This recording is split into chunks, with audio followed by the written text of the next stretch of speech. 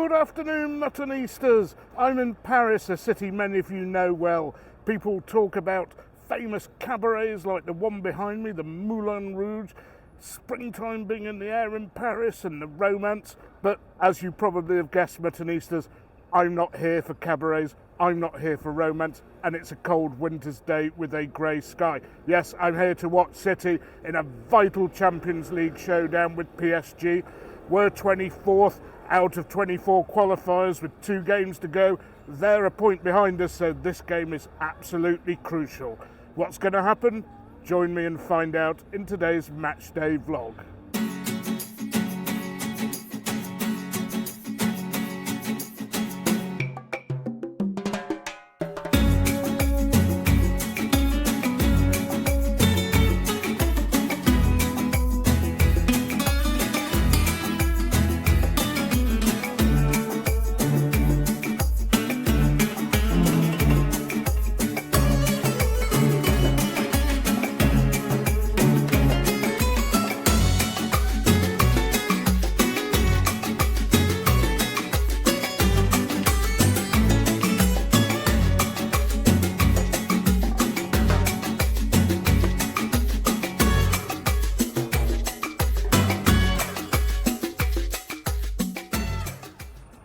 Okay, Muttonistas, I do like some of the attractions in Paris, just not that sort of thing. And I am going to go to one of the biggest attractions, the food scene here, and as always bring you a lunch, but probably a pretty flashy gastronomic lunch. Not a mad Michelin star one, but a good solid bistro with possibly some pricey wine. It's cold, let's head off to the restaurant.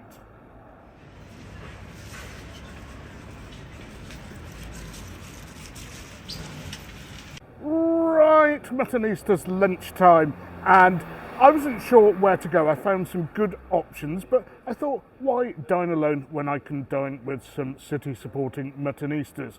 We are at Chez Denis, or La Tour de Montellerie, or something like that, and it's a rare find, a decent bistro that's open all day in Paris. Usually the best places open for lunch and have very strict hours, and then strict dinner hours as well. So it does make finding a restaurant a bit of a minefield. Similarly, hotels in this city, what a minefield they are. I spent ages researching them. Either the beds were too hard, or the Wi-Fi was bad, or it was nowhere near a metro station. Every time I thought I was getting somewhere, I found that I ran into a bit of a hurdle. Anyway, I found somewhere good eventually, so let's get in, because I think there's some finger-looking good offal in here.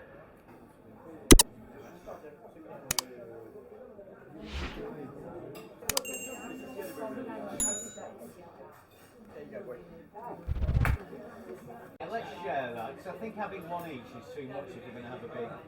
Okay, here we go, Muttonistas. All good French meals start with an aperitif, and today's no exception, a glass of champagne. Only one at the table. Having one, but I don't care. I hope it's a good one. To be honest, the house champagnes in France are usually pretty good. Anyway, I'm going to raise a toast here. Come on, City. It's a Bordeaux you've got, is it?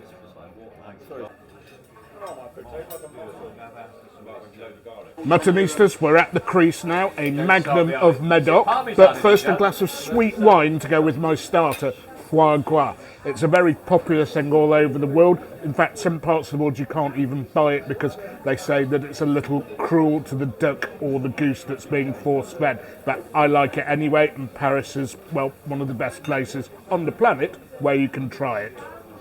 And as usual, it comes with salt and toasts. Thing about it, isn't it?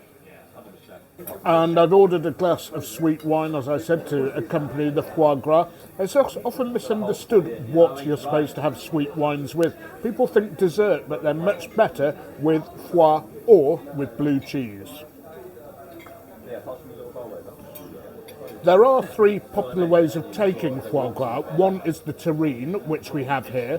Another one is to have it mi-cuit, which has a blowtorch run over it. That's actually my favourite. Or to have it pan-fried, which I quite like. But I think terrine is the second best way of having it. And this is absolutely gorgeous. It's soft, It's not straight out of the fridge, so it's at the right temperature, and it is beautiful with that toast, jelly and salt.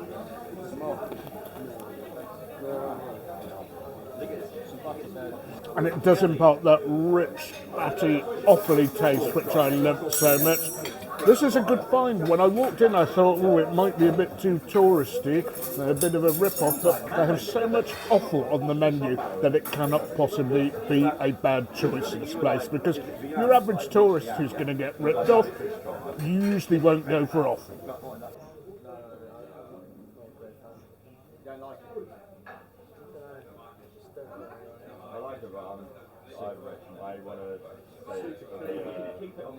Because I know that the doctor sent me for event. Now, quite a few of us ordered foie gras here, and I actually went first. Had I gone last, I would have had the bone marrow, but it doesn't matter. I'll make up for it before I leave Paris. One of my favourite dishes. It's called os à moelle, if you see it on a French menu. Anyway, time for the mains and a quick slurp. And this is racing into form, Muttonistas, and so am I. Yeah, that's what I was going to say, yeah.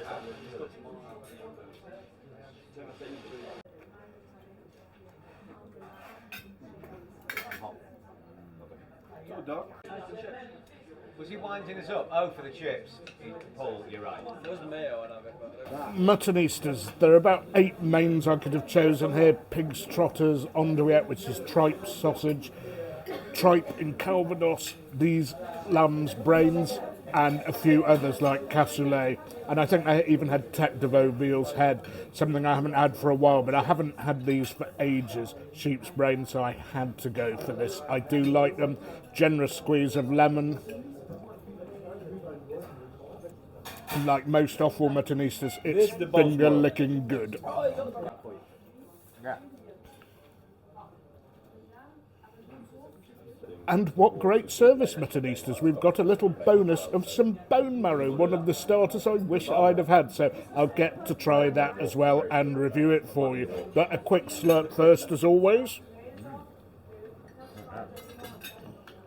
Well, that came out of the bone as easily as a bit of toothpaste from a full tube.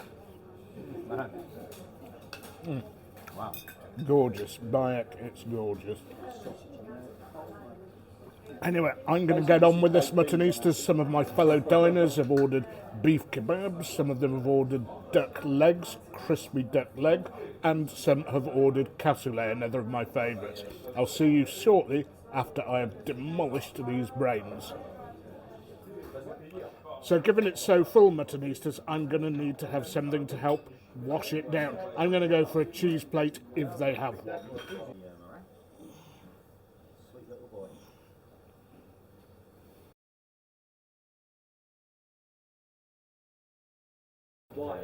And just a word from my fellow diners about the Sun Nectar. A little tingle on the tongue, and apparently it gets them all excited, like John Stones, with disproportionately unfavourable thoughts about Man United.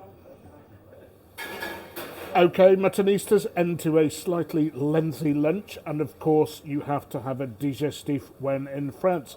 I've gone for a Armagnac from the southwest of France, and a Calvados has appeared on the table. And we thought we'd have a little song to commemorate this. You can keep Cannavaro and Paolo Maldini. All we care about is French digestives. French digestive, French digestive. All we care about is French digestive. Okay, Muttonistas, I'm going to sign off, and I will see you hopefully for a beer before the match, but maybe at the stadium because I need an hour's nap after all this. Okay, Muttonistas, wonderful lunch. Had to go back to the hotel to recharge my devices because PSG, along with Leipzig, are the two strictest grounds when it comes to electronic items. So I'm just going to bring my phone in and a couple of microphones. I'm worried about tonight. I think our away form, particularly our away Euro form, has been diabolical, although maybe we have turned a corner in terms of attacking more fluently. PSG have gone back to how they were before their Mbappe, Messi and Neymar era. pretty solid back line without the superstars up front, dominating France, of course, not having such a great time of it in Europe, and they really need the win as well. My prediction when I gave it a month ago was that we'd lose, although we have got better going forward. So maybe we will get a draw tonight in terms of what we need. Well, 2 wins would probably get us 9th to 16th and a more favourable tie in the round of 24. I would say 2 draws is dangerous, might not get us through, and 1 win will get us, I reckon, 17th to 24th. Anything could happen in this game. Some of these City PSG games have been enormous. They've been all over the place. And who are we going to play? I'm pretty sure we'll get Haaland, Foden, De Bruyne and Bernardo because they either didn't play or came off earlier. Savio didn't play, so maybe he will play. Doku had a good game, but maybe he'll be on the bench. At the back, who is fit? I do not know. I don't think Johnny Stones is there yet, but maybe Akanji is. What gives me the willies is, of course, Nunes playing as right back, but maybe until our new signings bed in, we have no option.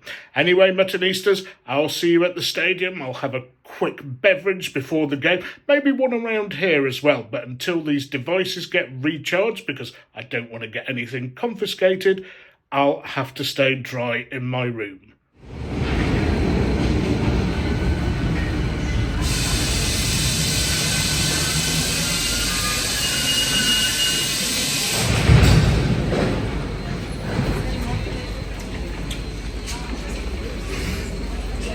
Okay, Muttonistas, for those of you not familiar with the layout of the PSG ground at the Parc de Princes, you have to actually walk to the right as you come out of the metro station, not the way they're going, because there's some special security cordon for the away supporters. Anyway, managed to grab a quick beverage before we go in. About half an hour till kick-off, and a few familiar faces in here, of course.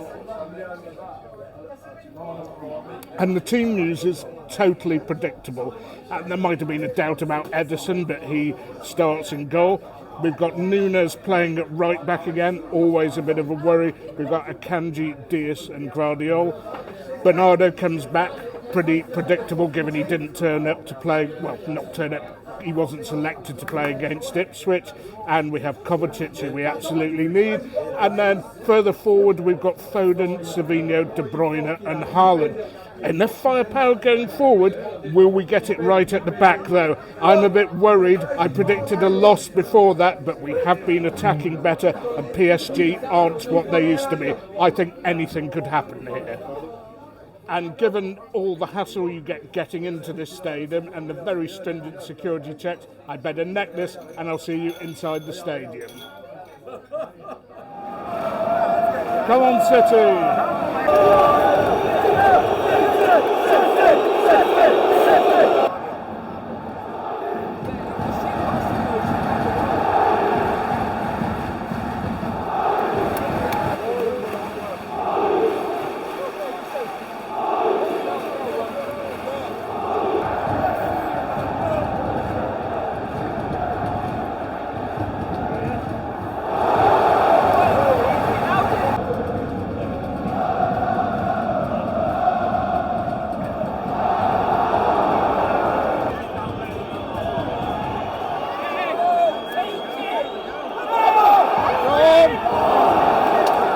Well, we're just over 20 minutes in and it's been a bit tight so far. PSG more of the ball. This could be decided by transitions because both coaches play a possession game. Champions again! Champions again! Away, away!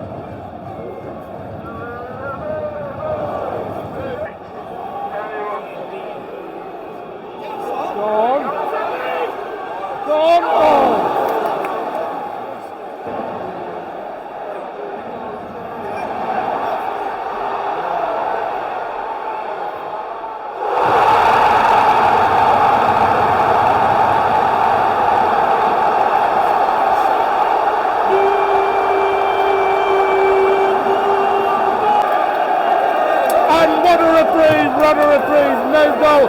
I assume it's offside or something. I'm not quite sure the reason, but I'm sure the viewers, you at home, will know.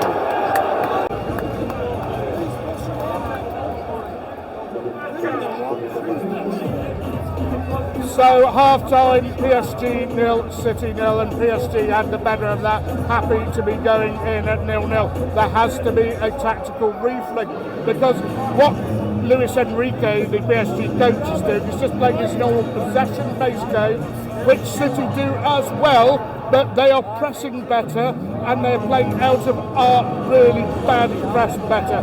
We need to step up the intensity. We have had some chances on the transition, but we have squandered them. So, and I do think Pep Guardiola has a tactical problem to solve. PSG aren't the force they were, but they are outplaying us, they're outpossessing us at the moment. Thankfully, they're not the sharpest tools in the box going forward, which was their problem beforehand when they had the Galacticos. So let's hope for a better second half. Go on, skin him! Yeah! Go on!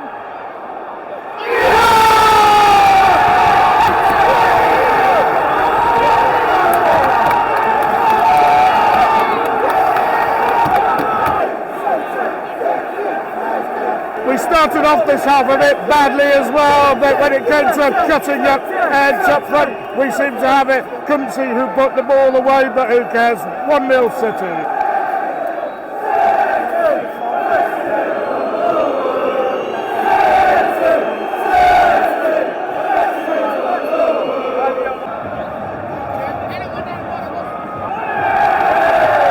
It's been given. City are leading 1-0. Go on. Jackie! Yes! Yes!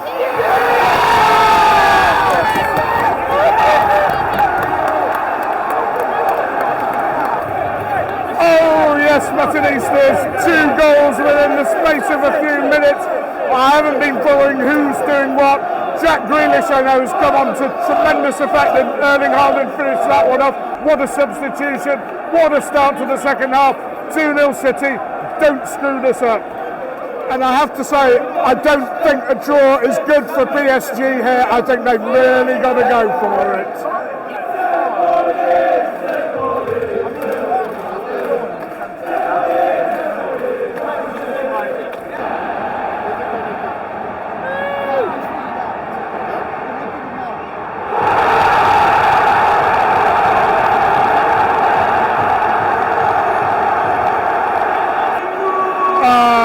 That didn't take too long at all. What were Foden and especially Nunes doing back there? I said he isn't a fullback, and this is our Achilles heel at the moment. PSG 1, City 2.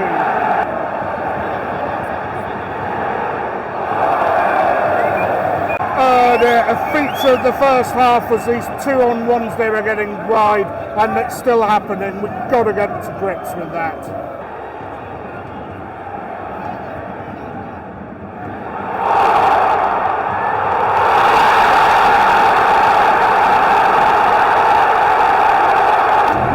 We couldn't even manage that 2-goal lead for 10 minutes, for Christ's sake. What were they doing there? Kovacic could have spun the counter, he could have passed it, he got dispossessed, and we never recovered. This is bad. 2-2, and we are losing momentum here.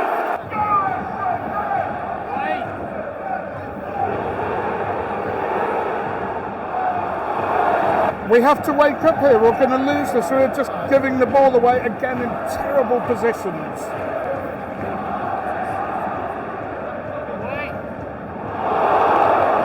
I know Diaz had to come off and was replaced by Rico Lewis, but this is a mess, an absolute mess at the moment.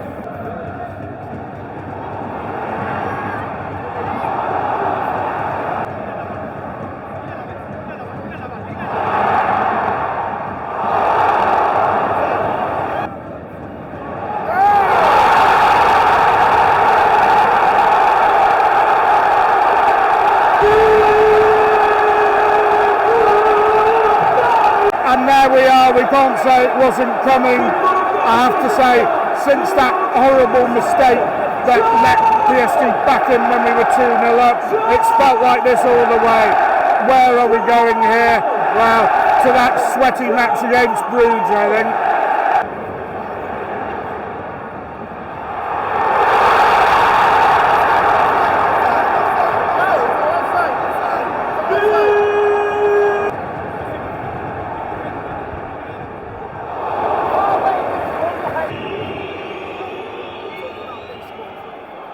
Go on.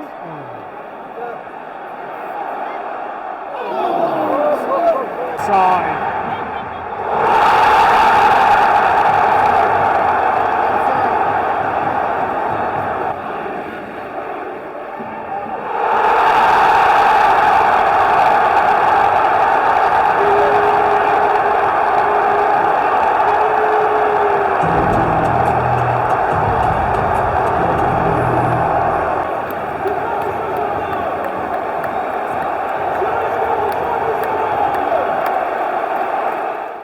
Okay, Muttonistas, back in my hotel room, couldn't find a bar with bright enough light for me to film, and of course without loud music. So, first of all, congratulations to PSG. I thought they actually looked pretty good. Not sure why they're in the position they're in, where now, as a result of that win, I think they still need a point away at Stuttgart. Maybe that's an atypical performance from them, but unfortunately, this was very typical from City. Very, very poor. Losing the ball all over the place, albeit to a very good PSG press. The defence and defensive midfield are shambles. Nobody knew what they were doing, where they were recycling the ball to. And at half-time, I was actually quite happy that it was 0-0. And then early in the second half with some substitutions, Diaz came off because he wasn't feeling well. Grealish came on for Savino, who hadn't been too bad, but maybe Pep wanted more ball retention. But Grealish got to the opening goal, and I think he assisted Haaland for the second one. So 2-0 against the run of play, but we could not manage the game at all.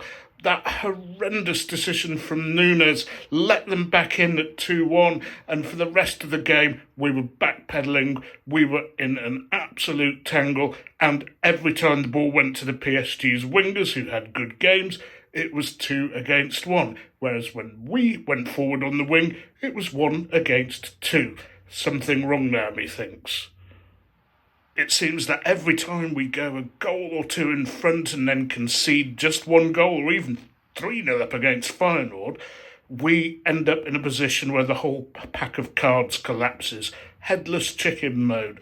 It's got to be sorted out. Now, if we were to have a defence with a new right back, plus Stones, Ake, maybe Ruben, maybe Guardiola, some of those, and Rodri, we'd actually have quite a tight unit still.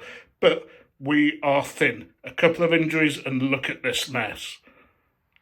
And in fairness to Nunes, he is not a fullback, so one has to give him a little bit of leeway, but unfortunately that's where the tilt actually started. We weren't pressing well, and their press was very good, and we didn't know how to play out of it. Ederson, supposedly our wonderful ball-playing keeper, was going long and lumping it forward far too often for my liking. Sometimes he just didn't have a pass available. Rico Lewis came on and got muscled off the ball again a few times. I don't know what can be done about that, but it is becoming a serious problem. That is, put us in some pretty desperate situations when it happened, and the marking for the third PSG goal just non-existent, really. I suppose a positive is Jack Grealish getting on the score sheet again after a bit of a drought. Let's hope he runs into form, because I think we need him. In terms of the result, as I said, for PSG it was big. I think if they'd have lost, they would have been more or less out. A draw would have left them needing to win in Stuttgart, and I think this means now that they only need a draw in Stuttgart. The difference between a loss and a draw for City is not big, actually. We still need to beat Bruges. If we beat Bruges, we're through. No doubt about it. We go level with them and we're 25th, and our goal difference is better. Had we won here, of course, that probably would have seen us through, but we absolutely didn't deserve to. I mean, the result, I cannot have any complaints whatsoever about that. Anyway, as always, I've enjoyed my Euro away trip, had a great time in Paris, some great food and drink, didn't really do any sightseeing, and met up, obviously, with some friends and Muttonistas. My next game is coming pretty quickly. Home to Chelsea on Saturday, so I'll spend a day getting this video out, travel back and then go to the next game. So a lot of food for thought there. It's not over, we can still get through, although I'm not sure who we're going to beat in a two-legged tie after this. So I'll see you soon, Muttonistas. Au revoir from Paris, and until the next one, please remember to keep subscribing, keep sharing, keep liking, but most of all, don't forget, you can't beat a bit of mutton.